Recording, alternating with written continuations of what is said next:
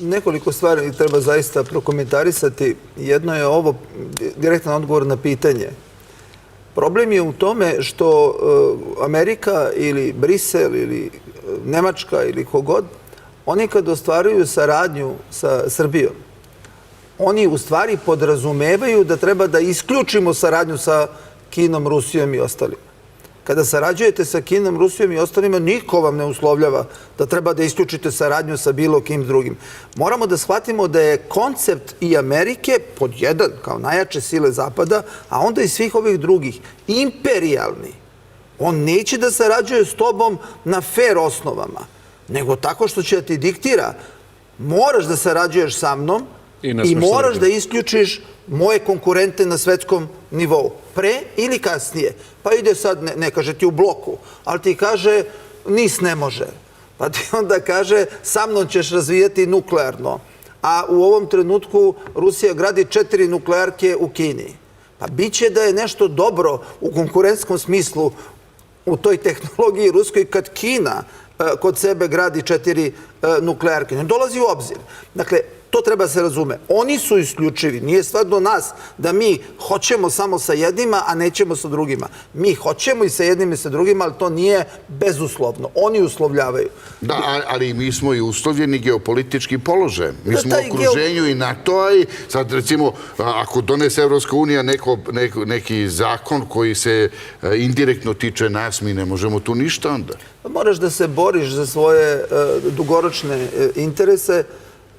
U tom smislu što smo okruženi NATO-om, mislim da posle ovih avantura Amerike napadom na Iran sa Izraelom i ove u Ukrajini, taj NATO više nema nikakvog kapaciteta. Mi dnevno čitamo o tome da oni više nemaju nikakve logistike, nikakvog kapaciteta, ni za šta.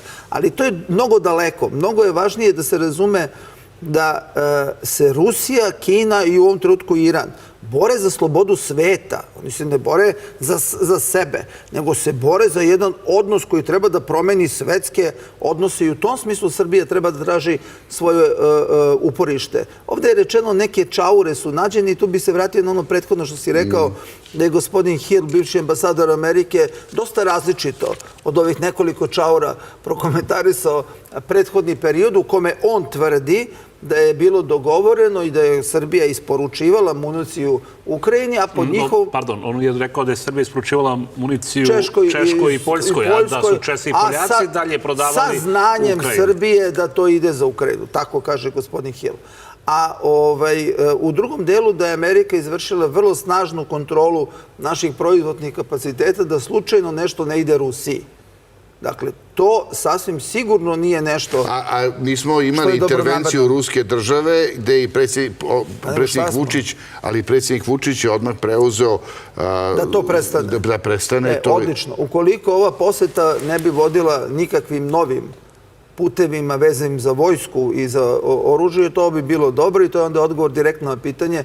Ako do toga ne bi došlo, ukoliko bi se ostalo na tome da se ne isporučuje vojna oprema, u Rusiji se ne isporučuje, ni jednoj strani, a u Rusiji se nije isporučivala ni jednoj strani, evo nek bude ni jednoj strani, onda neće biti nekakve ozbiljnije reakcije, prvo ja ne znam, ali mislim da neće biti nekakve ozbiljnije reakcije Rusije. Na unutrašnjem planu mislim da je manje stvar u tome šta će političke grupacije koje negativno ocenjuju ovu posetu, uključujući i Mi glas iz naroda, mene i tako dalje i druge, uraditi. Ovo je težak udarac za biračko telo samog Aleksandra Vučića. Kad se kaže izvestan procenat ljudi je, taj izvestan u Srbiji na strani Rusije, taj izvestan procenat je 80%. Taj izvestan procenat. Dakle, to je izvestan procenat. Čekaj, Branko, a zamisli... Četvrtopetinska većina. Čekaj, samo izvini, Dule. Ovo je sad vrlo interesantno, Branko, što to kaže.